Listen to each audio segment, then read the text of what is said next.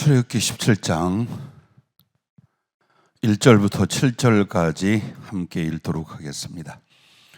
이스라엘 자손의 온 회중이 여호와의 명령대로 신 광야에서 떠나 그 노정대로 행하여 르비딤에 장막을 쳤으나 백성이 마실 물이 없는지라. 백성이 모세와 다투어 이르되 우리에게 물을 주어 마시게 하라. 모세가 그들에게 이르되 너희가 어찌하여 나와 다투느냐? 너희가 어찌하여 여호와를 시험하느냐? 거기서 백성이 목이 말라 물을 찾음에 그들이 모세에게 대하여 원망하여 이르되 당신이 어찌하여 우리를 애굽에서 인도하여 내시어 우리와 우리 자녀와 우리 가축이 목말라 죽게 하느냐? 모세가 여호와께 부르짖어 이르되 내가 이 백성에게 어떻게 하리이까? 그들이 조금 있으면 내게 돌을 던지겠나이다. 여호와께서 모세에게 이르시되 백성 앞을 지나서 이스라엘 장로들을 데리고 나일강을 치던데 지팡이를 손에 잡고 가라. 내가 호렙산에 있는 그 반석이 거기서 네 앞에 서리니 너는 그 반석을 치라. 그것에서 물이 나오리니 백성이 마시리라. 모세가 이스라엘 장로들의 목전에서 그대로 행하니라. 그가 그곳 이름을 마사 또는 모리바라 불렀으니 이는 이스라엘 자손이 다투었음이요 또는 그들이 여호와를 시험하여 이르기를 여호와께서 우리 중에 계신가 안 계신가 하였음이더라. 아멘. 기도와 성령 충만이라는 제목을 주셨습니다. 오늘 본문 말씀은 여러분이 평생에 듣고 읽고 설교를 들은 내용으로서 잘 아시리라고 생각을 합니다. 이스라엘이 하나님께서 애굽의 큰 구원을 이루사 그들을 인도하여 내셨습니다. 그리고 하나님의 계획과 약속의 땅을 가는 데는 빠르면 열흘, 늦어도 보름이면 걸어서 갈 수 있는 길이었습니다. 그런데 거기서 40년이 걸렸고 기성세대, 즉 20세 이상은 다 죽었습니다. 갈렙과 여호수아 외에는 전멸을 했습니다. 가나안 땅에 들어간 세대는 20세 이하, 소년 이하들 세대입니다. 어째서 그랬을까? 그 이유가 오늘 말씀을 보면 물이 없음으로 심히 원망하기 시작을 합니다. 물이 없어 정말 가라고 고통스러워 죽을 것 같으니까 낙심하고 염려하다가 원망에까지 이르렀으려니라고 하지만 앞에는 두 사건이 나옵니다.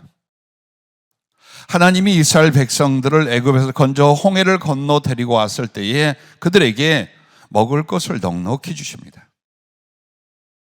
얼마든지 먹고 배부를 수 있도록 메추라기와 그리고 만나를 그들에게 주십니다. 또한 마라라는 지역에서 목이 말라 물을 마셨는데 아주 쓰다, 즉 독성이 있었습니다. 그때에 모세를 통하여 하나님이 그 마라의 쓴 물을 먹고 아주 몸에 좋은 단물로 바꾸어 주셨습니다. 이토록 어떤 문제와 위험이 올 때마다 그리고 궁핍과 아쉬움이 있을 때마다 하나님은 자기의 부르신 백성들에게 충분히 넉넉하게 은혜를 베풀어 주시며 그 삶을 채우시고 인도해 주셨습니다. 그런데 그들은 똑같은 상황이나 그보다 못한 상황이 와도 벌써 욱하면, 여러분 이거 못된 거예요. 욱하는 거 하지 말아요. 욱해서 지혜를 얻은 사람과 하나님의 뜻을 성취하는 사람이 단 하나도 없어요. 욱하면 망해요. 이 사람들이 다듬어지 않은 그 감정과 의식 안에 욱하가 올라왔는데 어느 쪽입니까? 하나님을 원망하기 시작을 했어요. 한마디로 하나님의 사람 모세를 원망함으로 이는 모세를 대적하는 게 아니라 하나님을 대적하며 모세를 시험하는 것이 아니라 하나님을 시험하는 데까지 이르게 됩니다. 그때 모세가 엎드려 기도하며 하나님께서 반석을 치라. 민수기에는 반석에 명하여라고 나옵니다. 어쨌든 아주 크고 거대한 바위가 있었는데 그것을 지팡이로 쳐서 거기서 물이 흘러나옵니다. 장정만 60만 명이었다면 노인, 어린이, 여자 합치면 최소한 200만에서 300만 명 이상이 됐을 숫자입니다. 근데 그 사람들이 얼마든지 먹고 씻고 마시고 할 수 있을 만큼의 물이 흘러나왔습니다. 유튜브에 올라와 있는 그 반석으로 추정되는 것을 찍어서 올린 것을 보았어요. 아파트만한, 작은 아파트만한 크기의 바위였고 가운데가 쫙 쪼개지며 속에서 흘러나온 물이 얼마나 넓게 오랫동안 쏟아졌는데 그 지역이 아직도 굳은 땅이 있어요. 그리고 거기에는 돌절구라든가 이스라엘 백성들이 광야에서 지냈을 만한 것들이 굉장히 많이 고고학적으로 발견된 모습이니까 어마어마한 물이 쏟아져 나오게 됐습니다. 근데 이 본문에서 백성들의 원망과 다툼으로 말미암아 생수를 얻은 것이 아니라는 거예요. 오직 모세의 겸손과 믿음의 간구로 말미암아 반석에서 생수가 쏟아져 나온 줄로 믿으시길 바랍니다. 그래서 구약에서는 힘으로도 아니 되고 능으로도 아니 되고 오직 여호와의 신으로 말미암다고 말합니다. 신약에서는 무엇이라고 하니까 욕심을 내어도 싸워도 다투어도 얻지 못한다고 합니다. 자, 우리에게 있어서 원망이나 염려나 낙심이 있을 때가 언제입니까? 가장 어려울 때입니다. 그런데 그 가장 어려울 때라는 게 과연 무엇입니까? 여러분 정확히 객관적으로 파악을 해보십시오. 그것은 내가 원하는 것이 이루어지지 않을 때, 나의 필요라고 생각하는 것이 내가 바라는 대로 되지 않을 때가 가장 큰 어려움, 소위 실패, 고통, 이런 것들로 우리가 생각을 하는 거예요. 그리고 거기서 우리는 그 고난과 역경과 실패 혹은 궁핍의 때에 그 사람의 중심과 신앙과 그릇이 나오게 됩니다. 오늘 먼저 첫째는 여러분, 그럼 이 반석의 생수는 오늘 우리가 어떻게 적용하는 은혜가 될까요? 당연히 그 큰 바위가 터져서 나올 수 없는 지하수가 터져 나온 사건이에요. 여기에서 일러주는 건 이겁니다. 첫째는 어려움을 극복하게 해주시며 필요를 풍성하게 채워주시는 하나님의 은혜라는 걸 가르쳐주는 거예요. 도저히 인간의 힘으로는 할 수 없고 인간의 노력으로는 얻을 수 없고 기다림으로도 될 수 없는 어떤 상황이 있다고 하십시다. 그러나 하나님은 거기에서 안 될 것을 되게 하고 없는 것을 있게 하고 작은 것을 크게 하고 죽은 자를 살려내고 안 될 것을 되게 만들어주신 역사, 그것이 바로 광야 이 사막 벌판에서 물 한 방울 없는데, 그리고 더 땅보다 더 단단하여 절대 나올 수가 없는 바위가 터져서 거기서 수백만 명이 꽤 오랫동안 충분히 마시고 쓸 수 있는 물이 나오게 하셨다는 것, 그것을 여러분의 가정, 개인, 그리고 교회로 구체적으로 한번 적용해 보시길 바랍니다. 안 된다, 어렵다, 할 수 없다, 무능하다, 곤란하다, 나는 실패했다. 맞아요. 그 상황 맞아요. 여러분과 나는 무능하며 실패하며 아무것도 아니에요. 그러나 나의 나됨은 나 자신의 능력이 아니라는 거예요. 나를 사랑하시는 우리 하나님께 있다라는 거예요. 그래서 그 하나님이 자기를 의지하는 사람들을 어떻게 합니까? 채워주시고 시원케 하시고 승리하게 하시고 넘치도록 은혜 주시는 것을 믿으시기 바랍니다. 내 상황과 처지를 보니까, 내 꼴을 보니까 내가 아무것도 할 수, 왜 그런 믿음을 갖습니까? 왜 자기에게 집중합니까? 왜 나의 곤란하고 어려운 환경에만 매달려 계십니까? 여러분, 아무리 우겨싸움을 당하고 막혀도 하늘은 열려 있어요. 여러분의 하나님은 하늘까지 갈 것도 없어요. 나의 믿음 안에 이미 와 계신 것을 믿으시길 바랍니다. 그래서 이 본문의 장소가 마사, 시험함이라 하고 무리바, 다투다라고 합니다. 그런데 그 지역의 이름은 르비딤이라고 합니다. 그러면 르비딤이 무슨 말이냐? 시원케 하다, 원기를 회복하고 쉰다, 쉬는 장소라는 뜻이에요. 자, 여러분은 다투고 갈등하고 속상하고 좌절하고 감히 하나님을 시험하는 상태로 살아가겠습니까? 행여 그런 상황에 왔을지라도 어때요? 하나님을 바라는 자들에겐 르비딤이 되게 한다. 시원하게 하신다. 힘을 얻게 하신다. 필요를 채워주신다. 문제를 해결해 주신 하나님이다. 그걸 오늘 우리들에게 가르치시며 적용해 주시고자 하는 것입니다. 두 번째로 반석의 생수는 무엇을 말합니까? 예수 그리스도의 몸을 찢어 쏟아주신 보혈, 내게 사랑과 생명으로 임하시는 성령, 그 충만을 가르쳐 말하는 거예요. 우리는 뭐에 익숙해졌냐? 하나님의 성령과 신령한 것에 대해서는 굉장히 멉니다. 관심도 지식도 경험도 너무 멀리 있습니다. 그래서 모든 하나님의 은혜를 성도들은 뭘로 보느냐? 현실, 당장의 육신과 세상에서 필요한 것들에다가 자기도 모르게 고정을 시켜갑니다. 그러나 이 반석에서 터져 나온 생수는 신약 성경으로 와서 반석은 예수 그리스도요, 예수 그리스도의 몸을 찢어서 흘리신 그 보혈이요, 그 보혈이 바로 우리에게 생명이 되며 그리고 영원한 만족이 되게 하는 하나님의 성령이라고 요한복음 7장에는 말씀합니다. 이것이 더 중요하다 그 말이에요. 안 되는 것을 되게 하고 없는 것을 있게 하신 하나님의 은혜보다 근본 우리가 기대하고 사모할 것은 바로 반석 되신 그리스도가 자기의 몸을 찢어서 흘리신 보혈, 그 보혈이 생명과 사랑과 그리고 충만한 은혜로 임하는 성령, 이 성령의 부어주심을 약속하고 있다는 것입니다. 근본 여러분과 나의 영혼과 삶은 마라, 즉 쓴물, 인생이 써, 정말 쓰고 아프다 그 말이에요. 맞사, 무리바 이런 단어들이 맞아요. 다투고 갈등하고 고통받고 시험당하고 이럽니다. 그러나 그것을 예수 그리스도께서 다 받아주셨습니다. 그 모든 갈등과 고통과 괴로움은 주님이 받아주셨습니다. 그리고 우리에게 성령을 사모하여 성령 충만을 받아서 여기 르비딤이라고 하는, 그리고 마라가 조금 더 진행하니 엘림이라고 하는 12샘이 터져 나오고 그곳에 70여 종려나무가 있는 오아시스를 발견하게 됩니다. 이것이 바로 성령 충만한 상태의 상징이에요. 즉 자꾸만 하나님의 은혜, 하나님의 쓰심에 대하여 여러분은 뭘 생각하십니까? 물질 문제, 건강 문제, 그리고 일이 형통하게 열리는 문제, 자녀들이 잘 되는 문제. 그래서 우리에게는 뭐가 아주 지독하게 궁핍한 줄 압니까? 성령의 은혜가 그만큼 궁핍한 거예요. 두 가지를 다 잡으려고 해도 안 되고, 그리고 물질적이고 세상적인 것에 은혜와 목적을 둬도 성령 충만은 임하지 않아요. 왜? 역으로 가요. 하나님의 영이 임하시는 것은 육신적이고 세상적인 것을 내려놓게 함으로써 그의 성령을 획득하고 충만케 하셔요.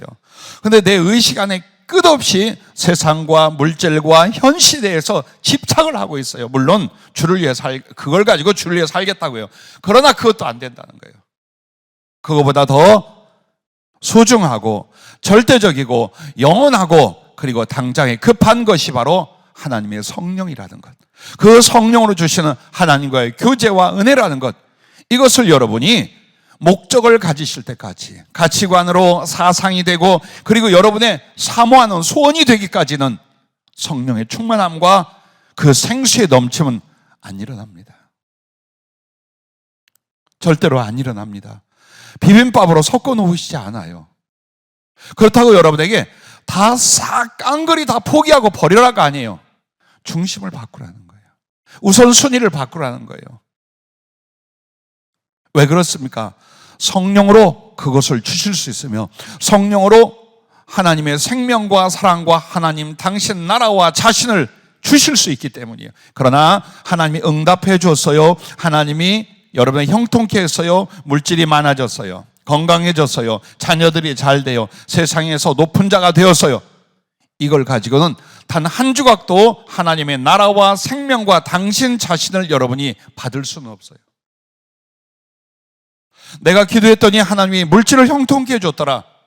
그것하고 하나님 당신 자신을 내가 소유하는 것은 달라요. 일이 잘 되더라.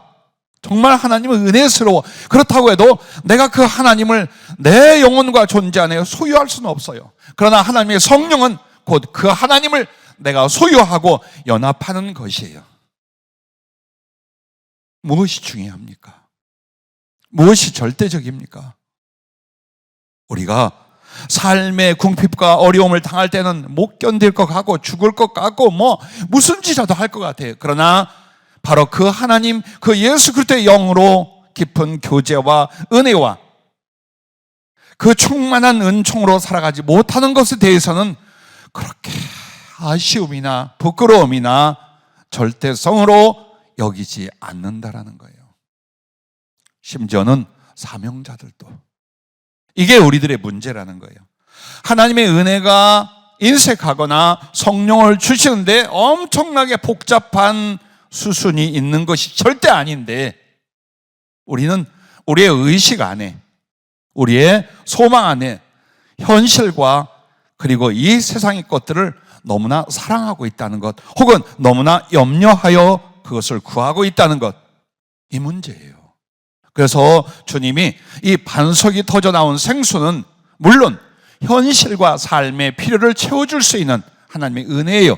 그러나 근본 목적은 바로 예수님이에요. 그리고 그 예수님을 우리가 어떻게 알고 사랑하고 소유하고 동행할 수 있느냐? 그분의 주신 성령으로 말미암아 그렇다면. 그러므로 여러분과 내가 오늘 본문을 통해 이걸 하나 더 생각해 봅시다. 궁핍, 실패, 고난의 때에는 마치 광야에서 지내는 이스라엘 백성들이 아무리 하나님이 만나를 주시고 뭐 고기 먹고 싶다고 해서 메추라기를 주시고 때로는 생수를 터뜨리고 밤에는 하나님이 불기둥으로 지키시고 낮에는 구름 기둥으로 안식을 주시고 하여튼 하나님이 할 수 있는 모든 은혜와 기사와 함께 하시는 표적으로 같이 하십니다. 그런데 중요한 건 더 필요한 게 있어요. 더 원하는 게 있어요. 그리고 더 필요하고 더 원하고 당장 바라는 것들이 내게 그렇게 다가와 주지 않을 때는 이게 무엇이라? 궁핍이라, 실패라, 고난이라, 괴로움이라, 이렇게 하는 거예요. 그래서 많은 사람이 성경을 읽다가 꼭 이야기를 하셔요. 성경 처음에 읽을 때 꼭 출애굽의 이스라엘 백성들이 내 하는 짓과 같더라, 나와 같더라. 예, 아셨으면 돼요. 그러면 우리는 그 속에서 우리가 어떤 변화, 그리고 어떤 가치관, 그리고 지금 무엇을 해야 되는가를 지혜로 깨닫고 행하시면 돼요. 그래서 어쨌든 여러분에게 정말 염려할 상황, 정말 어려움의 때, 이것이 고난이라고 할 때에, 그때에 반드시 여러분에게는 염려가 오고 지나치면 낙심이 되고 나아가서 원망하게 됩니다. 요걸 이겨야 돼요. 내가 뭐 하나님을 믿는데 내가 하나님 앞에 원망을 해. 그건 아니야. 저놈의 인간들 때문에. 아니에요. 세상이나 사람을 원망하는 건 나의 어려움 때문에 뭔 줄 압니까? 그런 것을 주관하고 섭리한 하나님을 원망하는 거예요. 우리가 예수님 뭐 아버지 하나님 불러놓고 원망 안 해요. 근데 이게 뭐야? 내 꼴이 뭐야? 왜 내가 이렇게 되는 거야? 왜 저 인간들은 이렇게 되는데 나는 이럴까? 기도해도 소용없고 충성해도 소용없어. 이게 다 뭡니까? 낙심과 염려, 원망에 섞여 있는 거예요. 아니, 지옥에서 건져줬다는 것은 어떻게 하고? 죽을 영원한 지옥의 저주를 받을 자를 하나님의 나라와 생명과 사랑을 건져주신 것이에요. 당장에 먹는 것과 입는 것과 쓰는 것과 일하는 것과 상황에 대하여 우리는 금방 입이 나오고 독한 말을 쏟아내고 심령은 뒤집어지고. 왜 그러는가요? 생각을 잘못하기 때문이에요. 어떻게? 여러분이 자신과 상황에만 몰두하잖아요. 하나님이 없어요. 그래서 예수님을 어디에 모시라고 했어요? 믿음으로 말미암아 그리스도께서 너희 마음에 계시게 하시옵고 라고 예배소서에 말하는 거예요. 즉 내 마음이라는 건 생각과 기억에서부터 시작이 돼요. 그리고 감정과 의지까지 나아가게 돼요. 여기에 주님이 계신가요? 이게 없어. 왜?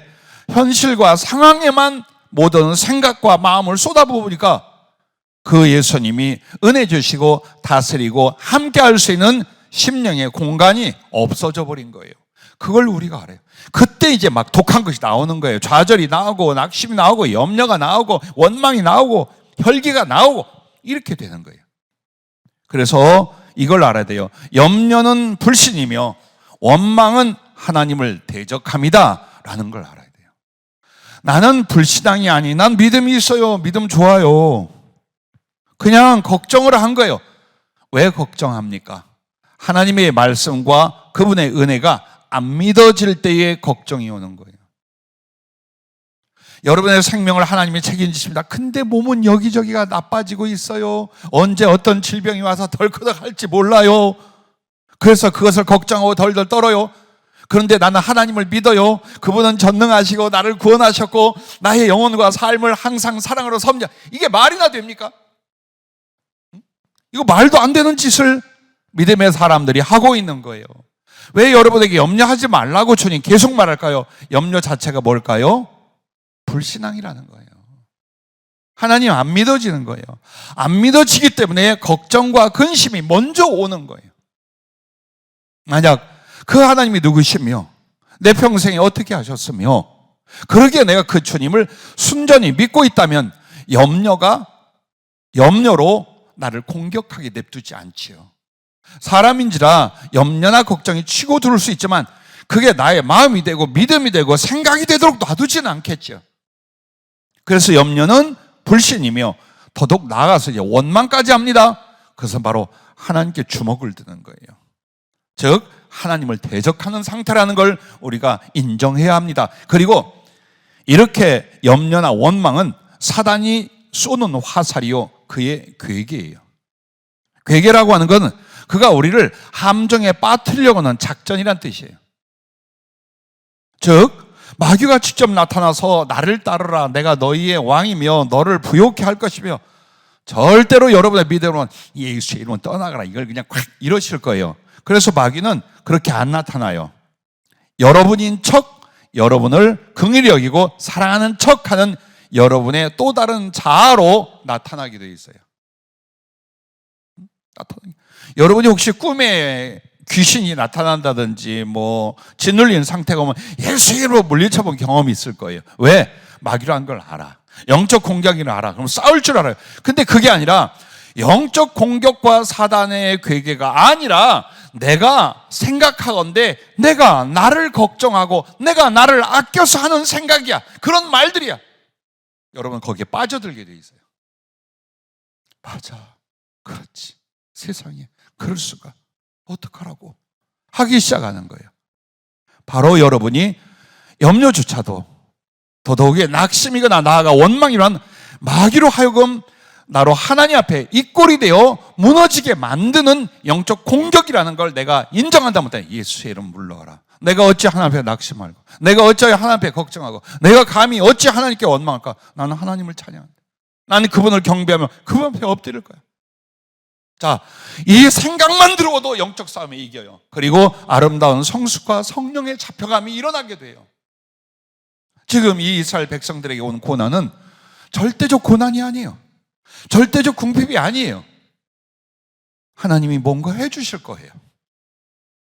당연히 목말라 하고 가장 고통스럽고 그럼 죽어.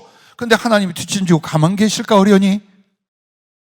그런데 그 잠깐을 못 참고 염려와 걱정이 원망이 되어 무너져가는 거예요. 그래 마귀가 이렇게 합니다. 삶의 걱정과 염려 등등을 가지고 좌절하게 만들거나 혹은 마음속에 원망이 일어나거나 혹은 지나쳐 욕심이 일어나고 탐욕에 빠지게 하거나 이렇게 한단 말이에요. 그래서 여러분과 나는 나의 마음을 그 상황에 두지 마라. 그 상황에 마음을 두지 말라는 거예요. 어디에 둬라? 하나님 안에 영혼을 두는 거예요. 이글거리는 불덩어리 속에 들어가서요. 다 죽게 돼 있어요. 그러나 기꺼이 그 불덩어리 속에 들어가며 하나님을 경외하고 섬기려 했던 다니엘의 세 친구는 그들이 어찌하여 불구덩이에 던져지는 그 핍박과 순교를 택했을까요? 이거예요. 몸은 태워도 영혼은 절대로 건드릴 수 없다. 그걸 믿은 거예요. 우리들 자신도 마찬가지예요. 내 삶 속에서 힘들고 어려움과 때로는 실패와 궁핍들이 오지만 그것이 나의 영혼을 해하는 게 아니에요. 나의 믿음을 빼앗는 것이 아니에요. 나와 하나님의 사이를 막는 것이 아니에요. 그냥 좀 힘들고 불편할 뿐이에요. 우리가 그것을 알아야 돼요. 그래서 언제나 항상 상황이나 그 어려움에 자꾸 빠져드는 거예요. 어떻게 알아? 갈 곳이 없네. 할 일이 없네. 이렇게 살아야 되는가? 이 꼴이 뭔가? 이렇게 해서 마음을 자꾸 어려운 고난 혹은 실패의 고통의 상황에 마음을 거기다 두지 말라는 거예요. 자꾸만 어떻게 하나님을 바라는 거예요. 주님은 누구? 어떻게 사랑하셨으며 어떻게 기도를 들으셨으며 때로는 주님 모르시고 내게 시련이 온 게 아니에요. 허락하신 그분의 손길의 연단 안에 있는 그분의 사랑과 뜻은 무엇이며, 이럴 때 나는 어떻게 하나님 앞에 해야 될까? 하나님께 나아가 무엇을 어떻게 해야 될까? 이렇게 해서 정말 여러분과 나에게 궁핍이니 실패니 고난이 이런 것들이 올 때에 여러분은 하나님 안으로 여러분의 영혼이 들어갈 수 있기를 바랍니다. 그래서 이 마귀가 자꾸만 여러분과 나를 공격할 때 어떻게 하느냐? 그 염려, 낙심, 원망 따위로 뭘 합니까? 세상으로 돌아가게 하는 거예요. 세상에 대한 염려, 미련, 가치관을 갖게 만드는 거예요. 그래서 주님과 하늘나라가 아니라 이 땅에서 잘 먹고 잘 살고 안전하고 건강해야 되고 자꾸만 세상에 대하여, 그게 애굽으로 돌아가고 싶어하는 이스라엘 백성들의 상태예요. 오늘 우리는 애굽이 없어요. 그 애굽이 우리에게 상징하는 건 하나님이 없는 세상이에요. 물질적이고 정욕적이고 그리고 싸워서 충분히 가질 수 있다 생각되는 세상을 가르쳐 말하는 거예요. 내가 말이야 주의종이 안 됐더라면, 내가 주의종으로 가는 길에 그만큼 노력으로 돈을 벌었더라면 누가 그런 말 안 하겠습니다만 그 꼴인 거예요.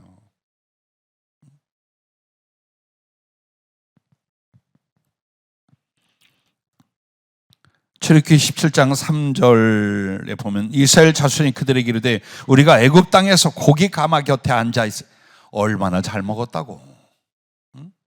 정말 먹는 거 형편없고 굶주리고 인권도 인격도 없이 짓밟히던 노예들이었어요. 근데 하는 말이 우리가 고기 가마 곁에 앉아 있던 때와 떡을 배불리 먹던 때에 여호와의 순에 죽었다. 아주 악한 말 다 하고 있습니다. 죽었더라면 좋았을 것을 너희가 이 광야로 우리를 인도해내어 이 온 회중이 줄여 죽게 하는도다. 자, 이거 정말 그렇습니다. 계속해서 원망의 말들은 결국 옛사람으로 육신과 세상과 하나님이 없는 공간 안으로 우리를 끌고 가게 되는 거예요. 그러면 여러분과 나는 어떻게 됩니까? 감사함으로 하나님께 전적으로 간구하라는 거예요. 언제? 고난, 실패, 궁핍의 때가 왔다. 해도 안 되고 최선을 다해 보아도 제자리 같고, 그때에 계속 거기서 고생하고 괴로워하고 갈등하고 기다리고 하지 말고 어디로? 하나님께로 가라. 가서 어떻게 해요? 감사함으로 하나님께 전적으로 기도하라는 거예요. 오늘 이 본문 말씀의 내용들하고 요한복음 7장 37절에 보면 주님이 누구든지 목마른 내게로 와서 마시라. 그리하면 생수의 강이 뱃속에 흘러넘치라. 이 말씀하고 같은 거예요. 그 배경을 두고 하신 말씀이에요, 주님이요. 목이 마를 상황인데 원망하고 낙심하고 괴로워하고 있지 말고 내게 달라고 해라. 나를 의지하고 내 앞에 기도해라. 그러면 너희에게 그냥 잠깐의 입안을 축 치는 바로 그런 물이 아니라 하늘의 생명수 성령을 충만하게 주리라. 그렇게 말씀하신 것이 바로 이 출애굽기 17장과 연결된 내용입니다. 그러므로 빌립보서 4장 6절 7절 말씀은 아무것도 염려하지 말고 다만 모든 일에 기도와 간구로 너희 구할 것을 감사함으로 하나님께 아뢰라. 그리하면 모든 지각에 뛰어난 하나님의 평강이 그리스도 예수 안에서 너희 마음과 생각을 지키시라. 이제 여러분과 난 이거 외울 때가 된 줄로 압니다. 아무것도 염려하지 말고. 왜? 하나님이 계시니까. 나는 지금 염려, 걱정, 좌절, 절망, 분노할 상황들이 쫙 덮쳐왔어요. 그러면 하지마 그러지 마라. 왜? 다만 그 모든 일을 기도와 간구로 너희 구할 것을 하나님께 들고 와. 그 염려의 것들을, 그 고통의 것들을, 그 바람의 아픔의 것들을 그냥 심령 안에 두고 염려하고 고통받고 낙심하고 좌절하지 말고 하나님께 기도로 갖고 와라 이 말이에요. 대신 감사한 마음으로 와라 그 말이에요. 원망이 섞여 있거나 까짓 거 한번 해보자, 믿져요 본적 요 따위가 아니라 믿음의 최상위인 감사한 심령이 되어 하나님께 하나하나 그 염려를, 그 궁핍을, 그 실패를, 그 소망을 아뢰라 그 말이에요. 이거 실천 않는 게 불순종이었던 거예요. 많은 분들이, 저부터도 가끔 이런 생각을 해요. 봉사가 먼저, 헌금이 먼저, 물질로 주의를 하는 게 먼저라고 생각을 해요. 또 예배까지는 해요. 그런데 기도해라를 그렇게 크게 두지 않아요. 여러분과 나의 궁핍이 여기에 있습니다. 우리의 늦어짐이 여기에 있습니다. 기도만 하라 하면 육신을 핑계댑니다. 사업을 핑계댑니다. 상황을 핑계해야 됩니다. 그 정말 어떻게 보면 기도처럼 쉬운 일이 없습니다. 희한하게 기도는 그렇게 열심내지 않아요. 왜? 내 눈으로 확인할 수가 없어. 내가 떠벌린 이 말들과 표현들이 하나님께 상달되고 하나님이 그걸 절대적으로 지킬 것이라는 믿음이 없어요. 그래서 기도라고 하는 것을 영적 생활 중에 제일 먼저 희생을 시켜버립니다. 이게 우리들의 문제라는 거예요. 오늘 빌립보서 4장 6절 말씀에 주님이 정말 모든 일을 다 기도와 간구로 너희 구할 것을 감사함으로만 하나님께 알아보라는 거예요. 그러면 모든 지각에 뛰어난 하나님의 평강이 그리스도 예수 안에서 너희 마음과 생각을 지키시라. 아니 그럼 하나님은 기도하면 내 마음에 평안을 주거나 약간의 믿음을 주거나 혹은 감동을 주시긴 하지만 염려할 일들과 상황의 어려움은 그대로 있지 않아요. 죄송해요, 한마디 좀 못된 말 쓸게요. 멍청한 소리. 그건 정말 멍청한 소리예요. 왜? 가장 어려운 게 우리들의 심령이에요. 하나님이 만지시기에 가장 예민한 부분이 뭐냐? 사람의 마음과 생각이에요. 왜? 그만큼 고약해. 그만큼 주관적이고 삐뚤어져 있어요. 그럼에도 하나님께 염려 대신 아픔과 어려움과 절망 대신 하나하나 감사한 마음을 품고 기도하면 하나님이 그 마음을 하나님의 평강으로 거룩하신 은혜의 감동과 함께 하시는 교통의 실제로 바꿔놓으시겠다는 거예요. 그러면 생활은 안 바꾸며 환경은 못 바꿔주시냐 이 말이에요. 심령과 영혼의 평강을 주시는 하나님이 우리의 삶의 평강은 안 주시겠냐 이 말이에요. 삶의 평강을 다른 말로 하면 성경에 형통하였더라 이걸 말하는 거예요. 그런데 심령의 평강이 없는데 삶은 형통했더라? 절대로 그런 일은 없어요. 절대로 그런 일 없어요, 여러분. 이 마음이 복잡하고 고통스럽고 좌절하고 하나님의 뜻이 아닌 걸로 범벅이 되어서 분명히 생활과 사업과 사역도 엉망진창이 되고 맙니다. 하지만 아무것도 변화된 게 없어요. 욥의 고난 같고 다윗의 고통 같은 순간들이, 그런데 하나님께 기도하면서 그분의 말씀이 나를 사로잡기 시작해요. 그분의 권면하심과 위로하심과 그분의 함께 하심이 느껴지기 시작해요. 그래서 이제는 어떤 전쟁도 어떤 능력도 어떤 모함도 상관이 없어. 그래서 마음의 평안이 담대함이 되고 주님을 더욱 앙망하는 상태에 이르더라. 그럼 이제 다 대적은 물러가고 그리고 모든 어려움은 극복하게 만들어요, 하나님이. 그게 순서예요. 근데 우리는 우리의 환경과 처지와 어려움을 우리 손으로 어떻게 해보려고 합니다. 기도를 희생시키면서. 그래서 계속해서 궁핍이나 어려움이나 부족함이 계속 오는 이유가 바로 그것 때문이라고 오늘 이 말씀을 통해 주님이 하시고자 말씀하는 것입니다. 그래서 여러분과 나는 현실의 문제보다 하나님과 그 사랑과 은혜를 기억하고 감사하는 게 넘어서는 거예요. 일어나는 거예요. 지난 금요일 날 여기 엎드려서 아파하고 죄송해서 낙심이 와요. 내 나이 일찍이 22살에 주님 만나 40년 동안 무엇을 했는가? 지은 죄가 더 많고 당신께 돌릴 영광과 온전한 기쁨을 드린 일이 별로 없어. 그게 얼마나 마음이 아프고 좌절이 되는지 몰라요. 그래서 통곡할 때에 주님이 다 우편에 서시면서 그나들 일어나라. 근데 내 영이 이렇게 일어나는데 일어나니까 앞에 보여. 엎드려서 통곡할 때는 땅바닥밖에 안 보여요. 딱 일어나는 순간 강 건너 저편에 그 보석과 황금으로 만든 하나님 나라의 도성이 쫙 보이게 만들어요. 이게 뭘 여러분에게 말씀드리려고 하느냐? 일어난다는 게 뭐예요?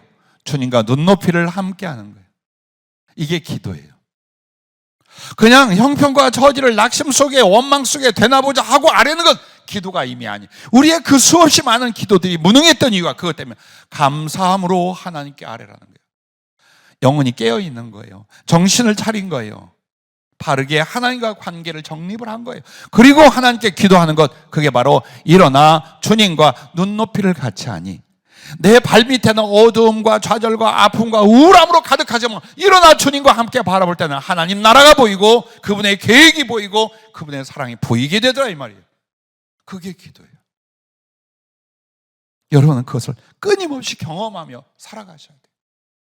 영적 싸움과 삶의 고난과 그리고 원하지 않는 실패가 얼마나 많을 것 같습니까? 포기할까요? 원망하고 괴로워할까요? 자살할까요? 아니라 내가 감사한 마음으로 이 상황들과 이 고통들을 하나님께 아뢰기만 한다면, 기도하는 자리로 가기만 한다면, 그분은 나의 영혼부터 치료하시고 나의 심령부터 하나님이 함께 하시면서 삶의 모든 저녁을 바꾸시고 변화시키는 은혜를 주실 줄로 믿으시길 바랍니다. 그러므로 여러분과 나에게서 가장 중요한 건 힘들고 어려울 때마다 오히려 더 감사하는 거예요. 감사 이유를 찾는 거예요. 감사를 고백하며 감사를 드리며 감사로서 주님 앞에 나가는 거예요. 왜? 어려운 줄 알아요. 주님도 여러분이 얼마나 괴롭고 힘든 줄 알아요. 그럼에도 하나님께 원망 대신 염려 대신 감사하고 찬송하는 사람이 얼마나 이쁘겠어요. 얼마나 귀하겠어요. 주님 보시기에. 그러니 주님이 가만 계시겠어요? 이미 영광을 받으신 거예요. 그래서 그 감사는 마귀가 놓은 올무, 괴계를 박살내는 강력이며 무엇을 구해도 응답받는 기도의 이유랍니다. 감사가 그렇게 중요한 거예요. 그러면서 그 속에서 내 고통과 어려움, 이 힘든 때에, 이 지체되는 때에 하나님의 뜻이 무엇인가를 자꾸 배우고 들으려고 하는 거예요. 왜? 나를 고치실 것이 있거든. 일이 아니라, 상황이 아니라 나라는 존재와 인격과 영혼과 신앙을 업그레이드 시키려는 하나님의 뜻이 있단 말이에요. 그걸 여러분과 내가 기도 속에 해다는 거예요. 그걸. 그 변화가 필요한 거예요. 그렇게 해서 하나님의 뜻을 깨닫고 자신의 변화를 일으키는 기도, 이걸 위해 간구하라는 것입니다.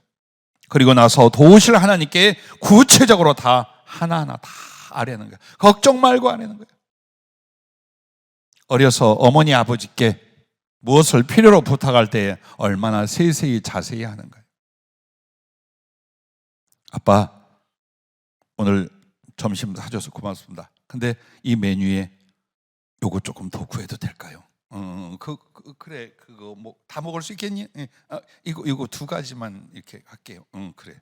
아빠, 콜라는 괜찮을까요? 콜라 몸에 안 좋은데 그래도 마실래? 콜라 하나 먹게요. 아빠, 혹시 나 가다 배고프면 나 이거 하나 더 시킬까요? 이 대화가 뭐게요? 막둥이가 이래요. 아주 주머니를 다 털 때까지 해요. 근데 밉지가 않아. 새끼가 그러는 건 얼마나 아빠를 의지하고 아빠의 도움에는 없으니까 저럴까 싶어요. 주님은 어떠실까요? 여러분의 간구와 부탁과 아뢰물 귀찮아하실까요? 야 이놈아, 네가 좀 하고 살아봐 그러실 거 아니에요. 하나님이 우리를 가장 귀히 여기고 좋아하시는 게 뭐냐? 당신을 온전히 철저히 의지하는 모습이에요. 난 아무것도 못해요. 아무것도 안 할 거예요. 난 주님이 아니면 절대로 난 아무것도 못해요. 주님이 이렇게 해주시고 난 주님 앞에 이렇게 할 거예요. 그 모습이에요. 그러므로 역경이라 여겨지고 어려움이라 여겨질 때는 여러분과 나를 어디로? 기도의 자리로 부르신 거예요. 다른 거 없어요. 절대로 다른 거 없어요. 여러분과 나 시편 107편 보세요. 모든 고통과 고난이 삶의 여정이든 신앙의 연단이든 나의 죄로 말미암든 다 올 때 그 고통을 인하여 하나님께 부르짖게 만들어요. 고통, 아픔, 어려움, 이건 뭘까요? 내 영혼이 그 고통만큼, 그 슬픔과 아픔만큼 하나님께 매달려 기도할 수 있도록 부르시는 하나님의 초청이라는 거예요. 그리고 나면 하나님께서 그 부르짖음을 인하여 주님께서 구원해 주십니다. 그리고 하나님의 평강을 그들에게 주십니다. 자, 이처럼 여러분과 나에게 있어서 고난이다, 역경이다, 실패다, 궁핍이다, 어려움이다 라고 할 때는 딱 하나다. 기도하는 자리로, 기도의 영혼으로 하나님 나를 부르고 계시다는 것. 그러므로 낮아진 골짜기로 내려가야 돼요. 세상의 것으로 분주하고 뭘 해보려고 할 것이 아니라 전심전력으로 하나님께 매달려 기도하는 거예요. 영혼은 하나님의 존재를 인하여 감사하고 그분의 구원을 인하여 감사하고 그의 사랑과 아직은 모르나 그분의 나를 위한 섭리와 계획을 인하여 감사한 마음으로 하나님께 나아가 하나하나 기도하는 거예요. 그러면서 여러분이 그 기도의 분량은 얼마만큼 해야 되냐? 자기의 변화. 내가 이 어려운 때에 기도해가지고 하나님이 어떻게 역사하나 보자가 아니에요. 그 기도를 통하여 나는 하나님 앞에 뭐가 변화됐는가요? 뭐가 달라졌는가요? 그게 기도의 분량이에요. 기도 며칠 작정했더라. 목사님 나 40일 작정 기도했는데 영적 점검해 주십시오. 예, 좋습니다. 나 금식 3일 했는데 점검해 주십시오. 좋아요. 그러나 그 전에 여러분에게 성령을 통하여 말씀을 드립니다. 뭘 변화시켰습니까? 그 금식을 인하여, 그 작정 기도를 인하여, 그 세월을 인하여 하나님 앞에 나의 기도는 나를 어떻게 변화시키고 어떻게 순복하게 하고 어떻게 사랑하게 하고 어떻게 당신께 드리게 되었는가라면 충분히 기도하신 거예요. 정말 많이 진실하게 기도하신 거예요. 그런데 40일 금식을 만약에 여러분이 7번씩 했다고 합시다. 기질이 안 바뀌고 성품이 안 바뀌고 습관이 안 바뀌고 하나님에 대한 사랑이 안 바뀌어. 다 소용없어요. 더 기질만 강해져요. 그래서 기도는 하나님의 옷자락을 잡고 매달리는 것이 아니다. 그분의 옷깃을 이빨로 물고 늘어지는 것이 아니다. 그분의 주머니를 다 터는 것이 아니다. 나를 변화시키는 것이다. 고난의 때에 여러분과 나는 아주 강력한 힘이 나옵니다. 그 힘이 뭘로 나온 줄 알아요? 슬픔으로 나와요. 염려와 좌절로 나와요. 그래서 얼마큼 힘이 세지냐? 그렇게 사랑하는 자기를 자살로 몰고 가고 싶을 만큼 뭔가 강한 것이 나한테 나와요. 자, 이 생각을 잘 들으셔야 돼요. 근데 그 강한, 나 자신도 어쩔 수 없는 강한 그 아픔이, 그 고통들이, 그 좌절들이 내게 나오는데 이걸 뭘로 돌려라?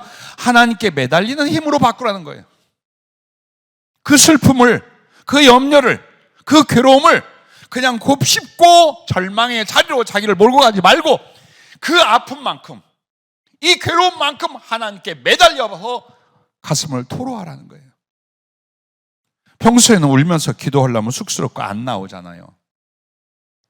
어려움 겪어봐요. 눈물 안 나오나.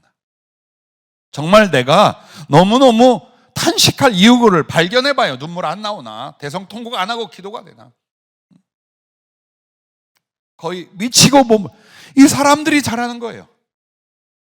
남들은 몰라요. 그러나 내 자신이 이것이 얼마나 어려움인지, 얼마나 궁핍함인지, 이것이 필요한데 절대로 이루지 못하고 있는지 그것을 생각하면 이 가슴이 미어질 것 같아요. 그래서 그걸 가지고 낙심의 자리로 안 가고 하나님께 매달리는 강력으로 나가게 만드는 거예요. 즉 옥합을 깨서 향유를 주님 발에 부어드리듯 고난의 때, 궁핍과 실패의 때는 내 육체적인 고통으로 옥합을 깨는 거예요. 그리고 이 아픔과 슬픔의 영혼을 주님께 쏟아부어 드리는 거예요. 그것만 생각하래요. 보십시오.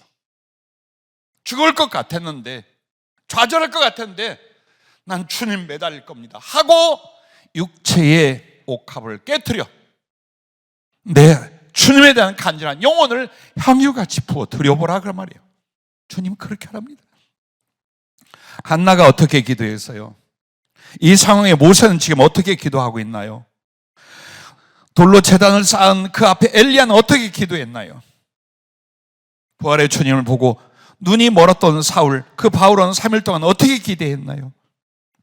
예수님을 저주하고 욕하고 실패했던 베드로는 어떻게 통곡하고 주님 앞에 기도했을까요? 그 생각을 해보라는 거, 그 생각. 정말 기가 막힌 상황에 주여, 주여 이거 이런 거 해주시고 저런 거, 그게 아니에요. 여러분은 알잖아요. 나를 하나님께 쏟아붓는 게 뭔지, 말을 하고 있는 건지 영혼을 쏟는 건지, 이 슬픔을, 이 간절함을 그대로 하나님께 쏟아붓는 건지 아니면 다 삭히고 식혀서 언어로, 소리로 지금 보내고 있는 건지. 심령을 구성하는 제일 중요한 요소가 무엇인지 압니까? 지식 다음이 감정입니다. 감정이 없이는 여러분 변화가 없어요. 절대 사람은 변화되지 않습니다. 감정이 없이는. 기도할 때 감정이 없더라. 그래서 우리는 기도로 소리를 바라고 말을 아뢰긴 하나 하나님을 향하여 변화는 안 일어나는 거예요. 기쁨의 변화, 감사의 변화, 회개의 변화, 애통함을 통하여 주 예수 그리스도를 더욱 의지하는 변화가 안 일어나는 게 감정이 안 움직여. 예배에도 감정이 안 움직이고 찬양에도 감정이 안 움직이고 기도에도 감정이 안 움직이고, 근데 말을 하고 소리를 내고 있어요. 왜 감정이 이만큼도 없겠어요? 그걸 말하는 게 아니라 내가 사모하고 지금 이 위기가 어려우면서 일어나고자 하는 그 정도의 깊이, 그 정도의 간절함, 고통을 겪었던 그 아픔만큼의 간절함을 가지고 하나님께 기도하러 나가라고. 모여 있을 때만이 아니에요. 개인의 공간과 시간을 가지세요. 사람이 있어 어렵습니까? 아무도 없는 데서 입에다가 수건으로 자갈을 껴본 적 있어요? 나는 자취방에서 많이 하던 기도가 수건으로 입에 물기였어요. 신음소리를 내고 울부짖고 싶은데 주변이 시끄러. 그러면 담요 다 쳐요. 그리고도 가슴속에 터져나온 눈물이나 그 울부짖음 때문에 입에다 수건을 물어요. 그럼 소리가 죽어요. 그걸 씹으면서 기도해요. 할 수 있잖아요. 여러분 할 수 있잖아요. 여러분과 내가 지금 평안하다, 잘 될 것이다 라고 말하지만 얼마나 큰 어려움 속에 있는지, 얼마나 큰 위기 속에 있는지, 그걸 우리가 우리 스스로 인정을 하고 주님 앞에 나가서, 내가 이번 기회에 내가 돈이 없어 주님께 많은 거 못 해드렸고 힘이 없어 주님을 위하여 충성을 많이 못했으나 내가 기도로서 내 영혼을, 내 자아와 육체를 깨트리듯이 그 수고의 기도를 통하여 내 영혼을 주님께 향유같이 부어드리자. 자, 그것입니다. 그때 주님께서 여러분과 나에게 어떻게 하실까요? 여러분과 나에게 은혜를 베풀어 주시고 응답을 하십니다. 반드시 하십니다. 그래서 하나님의 살아계신 것과 당신의 말씀에 대해서 진리이신 것과 나를 사랑하는 것을 증명해 주실 때가 언제냐? 그만큼 기도할 때예요. 그러므로 여러분과 내가 하나님 앞에 기도할 때는 명심하십시오. 그래, 내가 세상 일로 인간관계로 이렇게 아프고 어려운 거, 이걸 하나님 앞 그대로 가자. 이 가슴 그대로, 이 슬픔과 아픔 그대로 하나님께 나가서 내가 하나님께 쏟아붓자. 내 심령이 쏟아지듯, 내 영혼이 쏟아지듯 하나님께. 그래서 고난 때 영혼을 쏟아 부어드리는 기도는 사랑과 충성의 그릇을 만들게 돼요. 언제 여러분이 하나님 앞에 큰 사람이 되고 특별한 사랑과 충성의 사람이 된 줄 알아요? 죽을 것 같았는데, 너무 힘이 들고 어려웠는데 하나님께 매달려 강청하다가 하나님이 나를 변화시키고 내가 그 하나님 앞에 나를 서원하기 시작을 합니다. 사랑과 충성의 깊이와 크기는 여기서 만들어져요. 이 두뇌 가지고 될 것 같죠? 머리 굴리고 기억하고 생각해서 내가 하나님 앞에 사랑과 충성의 큰 그릇이 될 것 같죠? 안 됩니다. 내 영혼이 터져 쏟아나는 향유 같아야 돼요. 그 위에 성령으로 인을 치기 시작을 하는 거예요. 그래서 어려움, 힘듦, 너무나 지체되는 기다림 때에 육신으로만 노력하지 말아요. 하나님께 더 그 간절함으로 쏟아붓고 기도하라, 그 말이에요. 다윗이 가장 영적 성숙을 이룬 때가 왕으로 있을 때인가요? 소년으로 있을 때인가요? 아니라 하나님께 픽업을 받아서 왕을 준비하고 있을 때 사울의 시기와 질투로 쫓겨다닐 때요. 죽여버리려고 쫓아다니는 그 창날 칼끝 밑에서 가장 큰 고통과 괴로움과 좌절과 아픔을 겪어요. 그럼에도 가장 아름다운 성숙을 이룬 게 그때였어요. 여러분과 나는 아무것도 없이 별것도 없는 많은 시간을 보내고 있네? 뭘 우리가 주 뜻대로 안 했나? 길을 잘못 들었나? 아니요. 여러분과 내가 기도로 인하여 하나님 앞에 어떤 변화와 성숙으로 주님 앞에 쏟아 부어졌는가, 그걸 주님이 기다리고 또 그 기회를 주신 시간들이었어요.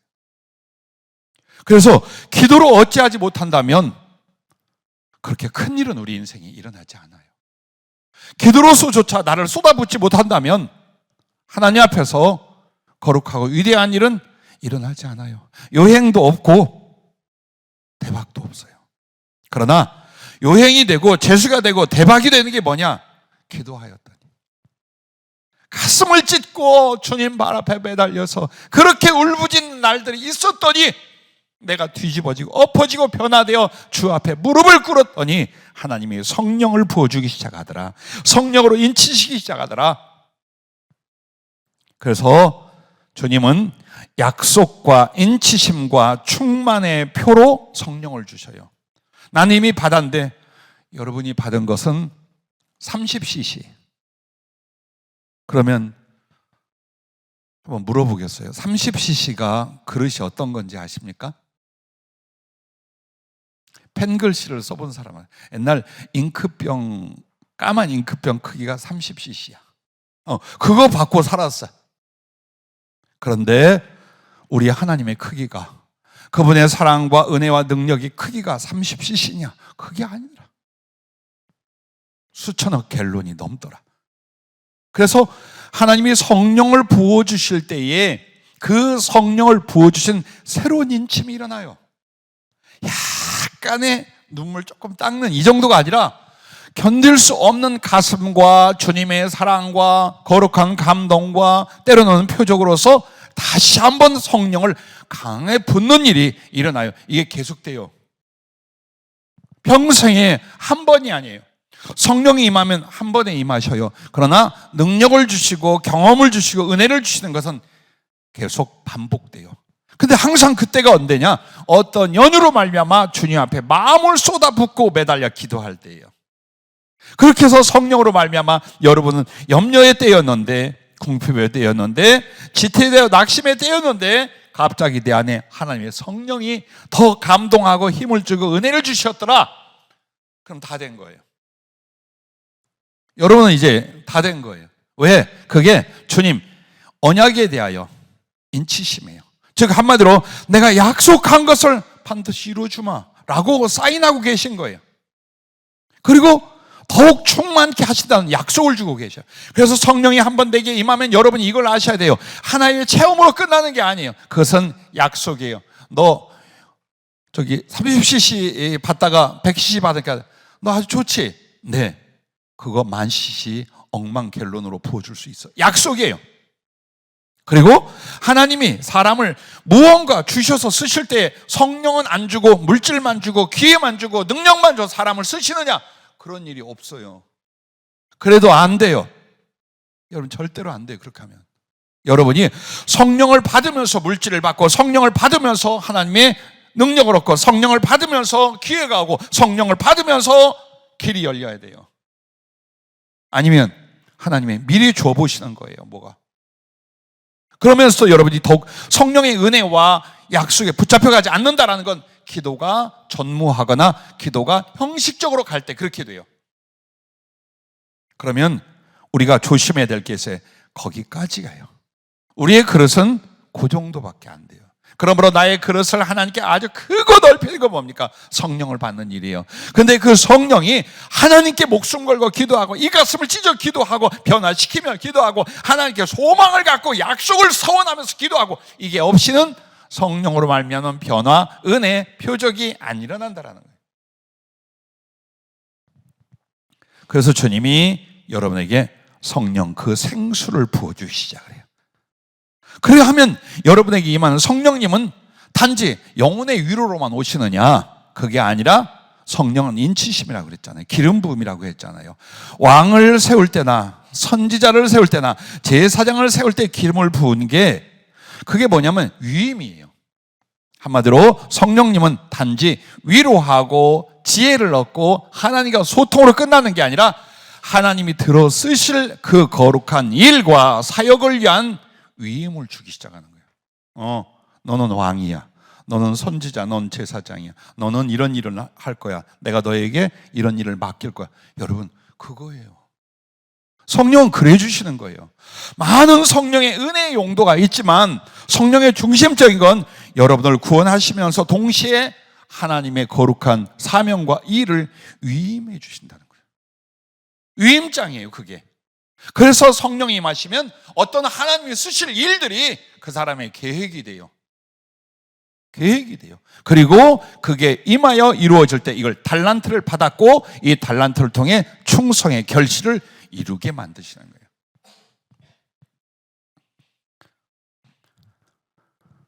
말씀을 마칩니다. 우리 주님께서 여러분과 나에게 시편 107편에 보면 사모하는 영혼에게 만족함을 주시고 주님 앞에 정말 간과가 매달린 영혼에게 좋은 것을 주시고, 근데 이 사모한 영혼에게 좋은 것을 주시게 하여 기도를 시키는데 그 말씀이 어디로 연결이 되느냐? 마태복음 7장으로 연결이 되는 거예요. 11절에 뭐라고 하니까 구한 자에게 좋은 것을 주시지 않겠느냐. 근데 이걸 또한 어디로 갑니까? 누가복음 11장 13절로 가면 구하는 자에게 성령을 주시지 않겠냐 이렇게 말해요. 결국 기도하도록 시편 107편에 우리를 이끌고 그 엎드리고 눈물을 흘리게 만듭니다. 그리고 하나님께서 사모하는 영혼의 그릇을 만들게 하고 거기에 부어주는 것은 영혼의 만족함, 좋은 것으로 채워주시며, 근데 내 영혼이 만족하고 내게서 가장 하늘과 땅에서 좋은 게 뭘까요? 그것은 결국 성령이셨더라. 신구약을 통하여 우리에게 그걸 말해주고 있어요. 그래서 그 성령님은 마음만 기쁘고 영적 경험만 있는 게 아니더라. 하나님이 나를 이 땅 위에서 어떤 거룩한 권세와 위임으로 그 성령을 주고 계시니 나는 좀 부족해도 하나님이 채워서 들어 쓰시는 일이 벌어지는 거예요. 이것이 영혼이 잘 되고 그리고 범사가 형통하게 되는 원칙이에요. 부디 힘들다, 어렵다, 또 무언가 하나님의 계획이 있는데 지체된다라고 할 때에 나와 여러분은 그 안타까운 만큼, 그 어려운 만큼, 그 가슴의 소원만큼 하나님께 기도하자. 기도하면서 내 영혼을 완전히 하나님께 쏟아 부어드리자. 그래서 그분이 나를 만드시도록 쓰시도록 하자. 이 기회에 그렇게 할 수 있기를 바랍니다. 그러므로 출애굽기 15장 27절에 보면 그들이 마라를 지나 어디로 갑니까? 엘림이라는 곳으로 가요. 그 엘림은 오아시스예요. 샘 12이 터져 흘러나오고 있어요. 그러니까 물이 넘치도록. 그리고는 종려나무가 70여 주가 쫙 그늘을 만들고 야자수 과일을 만들고 있어요. 여기로 데려갑니다. 이게 뭘 말할까요 도대체? 반석을 쳐서 나온 생수와 연결하면 이게 무엇을 말할까요? 샘이 12는 성령 충만에 대한 상징이에요. 내 뱃속에 끊임없이 그리스도의 사랑이, 그리스도의 지혜가, 그리스도의 교통과 그리스도의 등이 넘쳐나는 걸 말합니다. 그렇게 되니까 그 샘의 물을 인하여 주변에 다 메말버린 광야 사막인데 70여 그루의 종려나무가 크게 자라고 있어요. 그늘을 주며 열매를 만들어가요. 이게 뭘까요? 성령으로 충만했을 때 주는 평안과 형통이라는 약속이래요. 즉 성령을 받을 때에 나의 삶이 평안해지며 형통하게 열어가시는 하나님의 쓰심의 역사가 같이 일어난다는 거예요. 그래서 오늘 우리에게 그냥 성령을 좀 체험해봐라, 좀 은사를 좀 받아라, 이게 아니라 근본을 말한 거예요. 하나님의 사람들에게 근본으로 구할 게 무엇인지 성령이시고 그 성령으로 말미암아 하나님 우리를 어떻게 쓰시는지, 어떤 관계를 만드는지를 오늘 이 본문을 통해 주신 말씀으로 믿고 우리가 실천할 수 있기를 바랍니다. 기도하겠습니다.